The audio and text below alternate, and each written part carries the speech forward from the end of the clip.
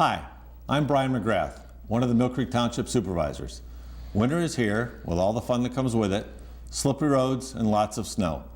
Today's program will be dealing with winter road maintenance, and I have as my guest Millcreek's Public Works Director, Gary Snyder. Gary, good to have you back again. Pleasure to be here. We do have snow forecast, and as people are watching this program, I'm sure by then we'll probably have had some snow. But before we get into the winter road maintenance part of the program, maybe we could touch on a few things since you're the Public Works Director and you have several departments under your purview. Maybe we could touch on a couple of the highlights from this past construction season. Some of the things that your departments, whether it's streets or sewer or the garage, some of the things that they've been active on during the past construction season. Well, we've one of our big projects for the streets department this year was 6th Street. It was a big project for us, but it came out well, and I think we did a good job on that. We did get a few pats on the back for that one. It looks really nice. And also the sewer department did their I&I program this year. It's where we go in and we televise all the sewer mains, clean them, and use a grouting machine to seal up any leaks. And I'm happy to say over this last summer we've done over 10 miles, which is kind of a record for us in 1 year. That's great, and for the folks that may be watching that aren't familiar with I&I, that's inflow and infiltration. So that's when clean water gets into the system, right? What water that shouldn't be there. Correct.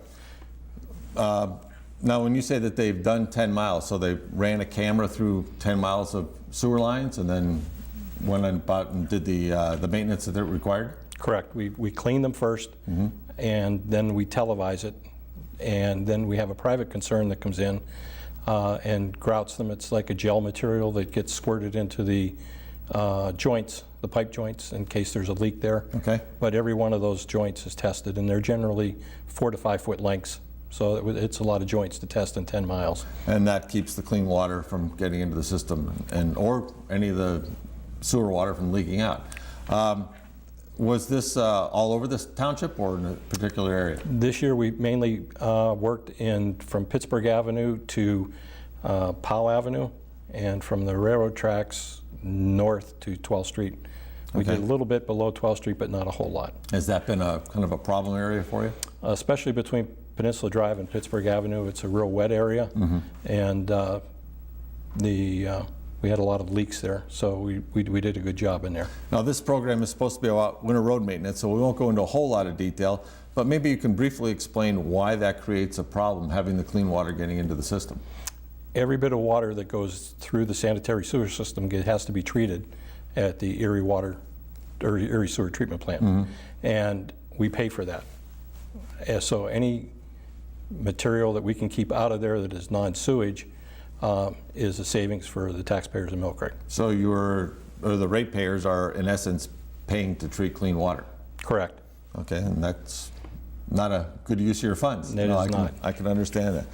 Good, well maybe we can move on now to the real reason why we're here, to talk about the pending winter season and some of the things that you'll be facing, that the township crews will be facing, and that the residents will be facing. What types of things are you doing now to get ready for winter? Well, we're making sure that both of our salt sheds are full of salt. We have one behind the Township building, and then there's one over on Old French Road, which is our satellite station over there. All the trucks that were used for paving have now been switched over to plow trucks. Mechanically wise, they've gone over by the mechanics. They were sprayed underneath with a fluid film to help prevent some of the corrosion.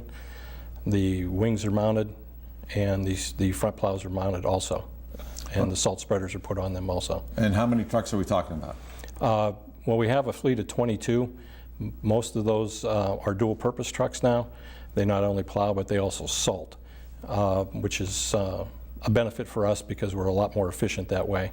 And with the 17 plow routes, if it's not too bad of a storm, we can get through the township in just about 5 to 6 hours. Which is really great. Going back a number of years, I know you've been around a long time. I was around many years ago when we had maybe about 11 or 12 plow routes, and it would take the guys probably 8 or 10 hours to get through a plow route. So cutting it down to 5 or 6 hours, that makes a big difference. I know that the school district is very appreciative that they know that if it snows at midnight or 1 or 2 in the morning, they're not going to have to cancel school or even delay it, because we'll be ready to go.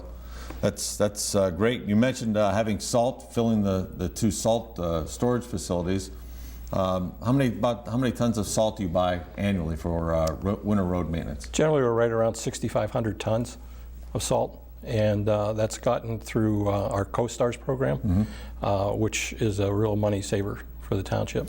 I know that we were talking just before the show that I went back and checked to see what we were paying last year for salt, and the township, all the municipalities in this area that use Co-Stars, which is a state administered program that enables municipalities to purchase commodities, whether it's salt or a snowplow or a police car, at discounted prices because it's a statewide price.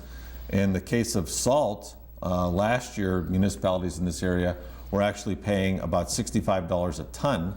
This year they're only paying it'll be about $45 a ton. For Millcreek, you said that we use 6,500 tons. That's a significant savings, over $100,000 worth of savings. So that's big. That's good news. You mentioned that we have a facility on Old French Road, the East Side facility, formerly known as the George Polakis facility. How's that worked out? I know that's been active for probably 15 or so years. How's that working out for the township? I believe it works out really well. That's manned every day, and it's a smaller crew, usually 5 or 6 people. But during the winter months, it does exceptionally good because we can get the fellas in there early that go on to have to do the east side routes. Normally, when we worked strictly out of the township building, if it was a really bad storm, it may take a plow driver almost an hour to get to the east side of Millcreek. This way we cut that time down considerably. A lot of the fellas that man that station live in that area, so it's a shorter drive for those folks, and it just works out really well. And keeping salt there, that's a big change, because if the fellas were spreading salt, they'd have to drive all the way back to 26 and Kahi to reload, and like you say, that's a half hour each way. That's a big deal. That's good to let the residents know that that facility that's on Old French Road not only cuts down on costs with driving back and forth, but it cuts down on the amount of time and enables the crews to get where they need to go in a much more timely fashion. That was a big change.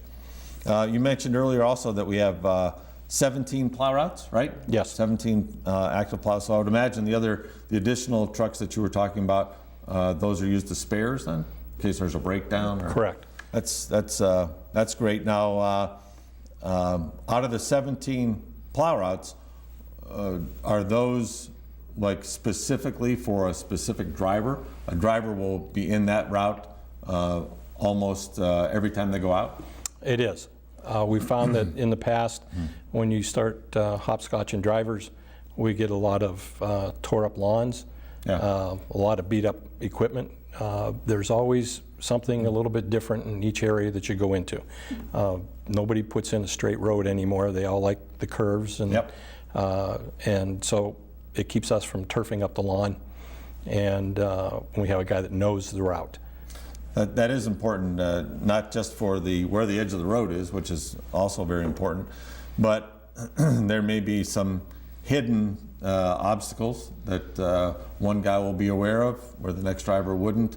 I tell people, when people ask about the fellows that are out driving the snow plows, if a resident calls and says, why are they going so slow? Can't they pick the speed up a little bit?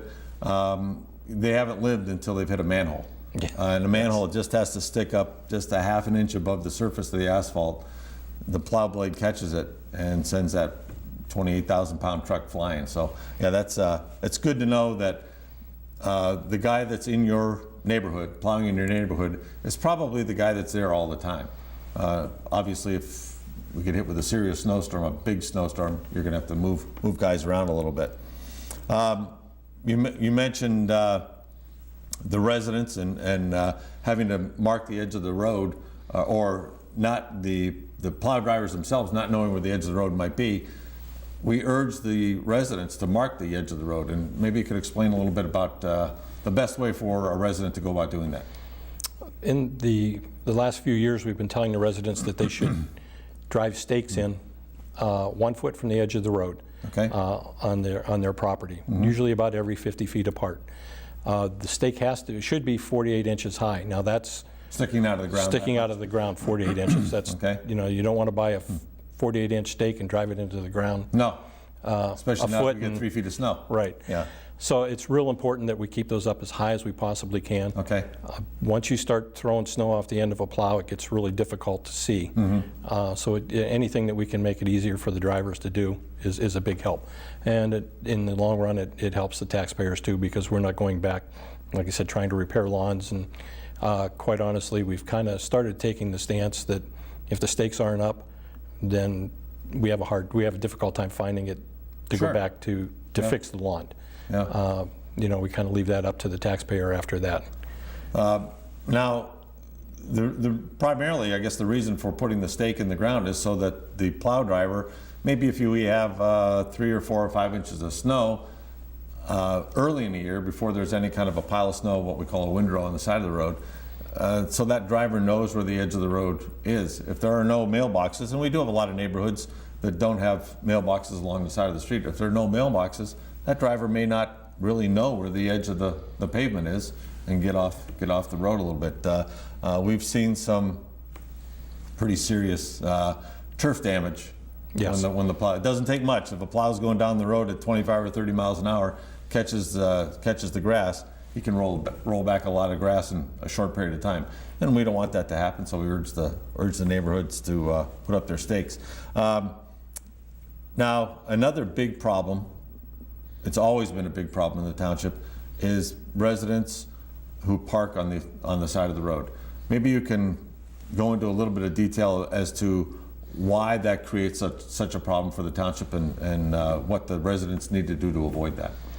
Well, anytime we have a vehicle on the side of the road or parked in the road, we're using a wing plow now, and it makes it very, very difficult to get past them without doing damage to a vehicle. And all the trucks have wings? All of them except 2, I believe, this year. And it's just it's a real hazard for everybody involved. We can't plow the streets right. You'll notice that sometimes the edge of the road will be plowed, and then all of a sudden it swings out to go around a vehicle that was parked there. Sure, that big pile of snow that you see sitting in the middle of your street, that's there because there used to be a car there. Right. Yeah. We have amended our township code this year to make it a little more stringent on these folks that are consistently parking on the roads. It used to be, the old one was the car had to be moved within 12 hours once either a police officer or a representative of the township put a sticker on the windshield stating that it had to be moved. This year we've taken it down to 8 hours. Okay. After 8 hours, the vehicle will be towed at the owner's expense, and there are certain monies that have to be paid when that happens. Okay. If it's a continuous thing after the first time, if a person continues to park on there, there's no notification given. So you don't get the 8 hours after that? Correct. Okay. And the fines go up substantially for each time that the vehicle is towed. Okay. It got to the point where we weren't getting a lot of cooperation from some folks, and unfortunately, it was something we felt we needed to take action. Not that we try to go out and hit anything, but when you're pushing, a foot, 2 foot, 3 foot of snow, it does do damage to vehicles. Sure. If you have a 20-foot wide road and there's a car taking up 5 or 6 feet of it, and your snowplow it's got to be probably 12 or 15 feet wide when you figure the wing in, it doesn't leave a whole lot of room. It doesn't. And I can see where it'd be easy to take a mirror off or scrape the side of a car if the cars are parked on the side of the road. Plus, for emergency services. If it's an unfortunate situation where there's a fire on a street and you've got cars parked there, it just makes it more difficult for everybody involved. So let's say a snowstorm hits and the crews are out and a driver comes across a car parked in the road. What's that driver do from there? Well, we have 2 choices. The driver himself can get out of the vehicle and write a note and put it on the car and Some kind of a form that they fill form. out? Okay. We really don't like to see that. These folks have too much work to do to be In and out of the truck. in and out of the truck. Yep. So we do rely on the police department. The trouble being generally, if it's a really bad storm, They have other things to do. they have other Sure. things than to, Yep. you know, to ticket these cars. But it is the only way that we know of that to get the job done. Sure. So, like I said, they have 8 hours to get it moved. If it isn't, and quite honestly, if the police department has time to get back there, chances are it'll be towed this It'll year. be towed, yeah. And you touched on something that I can't say strenuous enough, that the main reason we go out and plow these roads is for emergency services. Sure. You know, if it was your house that was on fire or needed an ambulance and the roads weren't plowed, That's right. you'd have a reason to complain. It's bad enough if the kids maybe have a delay to get to school, or you have a tough time getting down your road to get to work in the morning, but it's 100 times worse if there's a need for an emergency vehicle and they can't get there. Correct. Yeah. And the other thing I just want to say is, it was something one of our older plow drivers told me, is somebody's first and somebody's last. So we will get to your road, That's right. depending on how the driver drives his route, but it will get done. We don't skip roads for any reason. They Right. get done. It may be a while, but generally if it's either due to a breakdown or something like that. And our drivers are all pretty good. I mean, the average plow driver has 20 years of experience with the township, so they know the routes and they understand that, you know, we wanted to get them done as fast and efficiently as we can. Yep. So Yeah, every once in a while, the supervisors will field a call where someone will say, I haven't seen a snowplow in 3 days. And unless it's on some street that's brand new with no houses on it, that just doesn't happen. Right. The plow has been there several times, probably, if it's been snowing. Now, there are situations where maybe we get hit with a really big snowstorm and it's coming down a couple inches an hour. If it's been 5 hours since that snowplow's been there, or 6 hours or 7 hours, all of a sudden we have a big pile of snow out in the road, and it may look like the truck hasn't been there, but chances are you've seen a snowplow at least once or twice in that 10-hour period. While we're on the subject of our ordinances and things that are required of residents and other people that are doing business in the township, we have a lot of, we call them plow jockeys, contractors that are out doing private work for residents. What are some of the things that are required of those contractors, some things that our guys look out for or you look out for to make sure that what they're doing doesn't create problems for you? generally, as a rule, these folks that do private plowing like to back up into the driveway and push the snow across the street. When they do that, they leave a windrow. The little streak of snow across the road. Right. Right.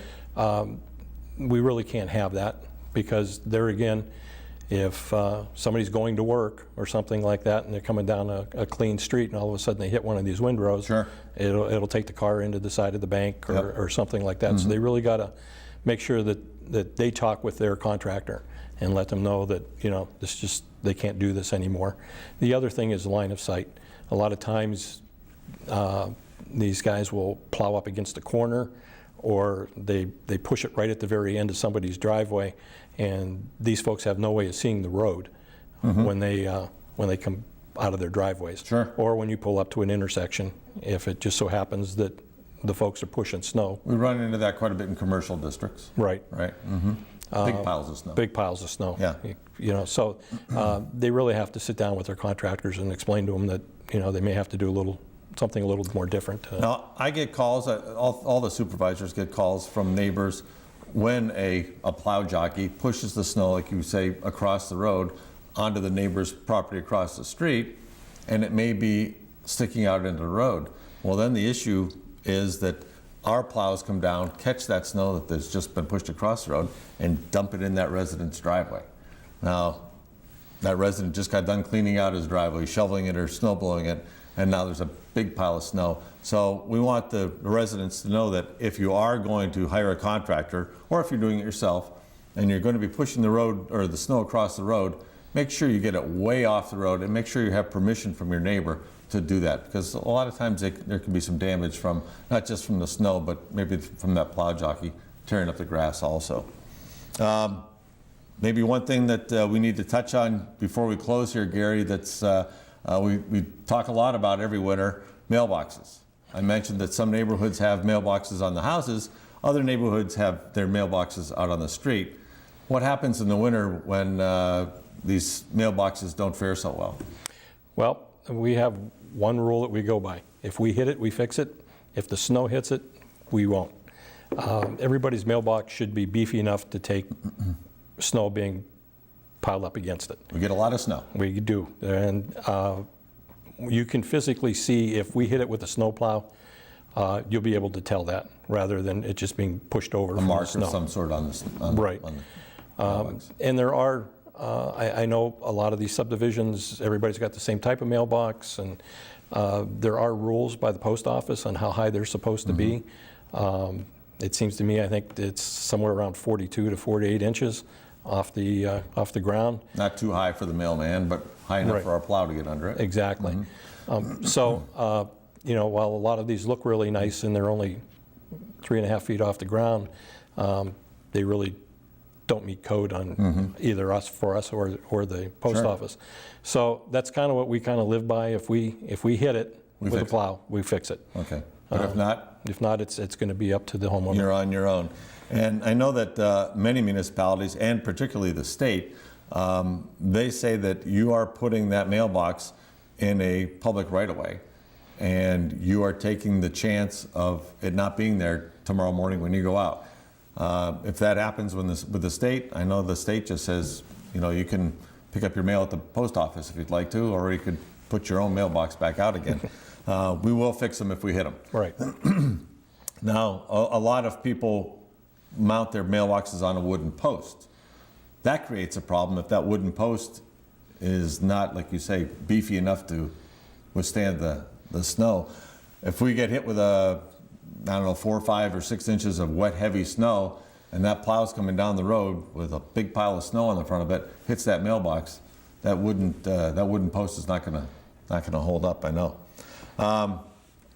Any other things, Gary, that you may want to touch on before we close about the upcoming winter season, what you'd like to see our crews accomplish, what you'd like to maybe get word out to the residents? I know that you mentioned safety. The plow jockeys back up a lot. Our own guys do too. Correct. And in a big truck, we don't have the availability of a rear view mirror as we do in a car. Just the 2 big side ones, that's it. 2 big side mirrors, and there's always a blind spot behind these trucks. So we always tell people they should stay back as far as they possibly can, because there are times when you don't see a person behind you. Sure. And generally, as a rule, when one of these trucks pulls up to a stop sign and stops, the spinner on the salt spreader stops also. It's kind of run by hydraulics and how fast the motor's running. Sure. When they go to take off, the spinners will start shooting it out again. Start shooting that rock salt out, and it will do damage to somebody's vehicle. Yeah. So always give these guys as much room as you possibly can. And when they come around a corner, the plow driver many times will empty his plow and then back up. So we don't want that driver in the vehicle behind the snowplow may think that snowplow is going to continue down the street. They're not. They may very well stop, back up, and then go back up the other side of the street. So make sure you keep your distance. Unfortunately, we've had some instances where our drivers have backed into cars because they're too close. You see on some semis, if you can't see me, if you can't see the driver, right, I can't see you. So don't get so close that driver's not going to be able to see you in the rearview mirror. And quite honestly, with those size trucks, there's a lot of times that you don't even know you've hit something. You know, so I mean, we may back into a vehicle and then just pull away like nothing's ever happened. So a horror story I'd like to. It's kind of funny now to listen to, but at the time it wasn't. Where one of our drivers did go around the corner, dump the snowplow, started to back up. The car behind him pulled so close that our driver didn't see him, and he actually, with his chains, drove up onto the hood of the vehicle and sat there spinning his tires in reverse while the guy sat there inside the car. That could terrify you, I would imagine, thinking he's going to back over you. So yes, we urge the drivers to please give our drivers, our crews, lots and lots of room. Stay back. Don't get too close. Gary, I want to thank you for being with us today. Thank you. We appreciate you coming in and spreading the word for the residents that winter is here. Please be careful out there. Please feel free to give Gary or myself a call if you have any questions. I want to thank you for watching. And please, this winter, give yourself a few extra minutes to get where you're going safely. Drive carefully and have a safe winter. Thank you.